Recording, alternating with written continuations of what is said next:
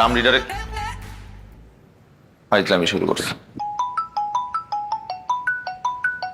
ফোনটা ধর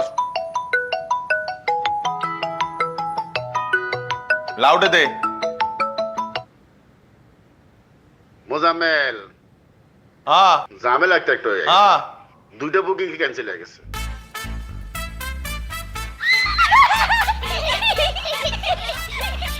ফোন দে। হ্যাঁ কি হয়েছে? আর কইও না, হুট করে বুকিং ক্যান্সেল করছে।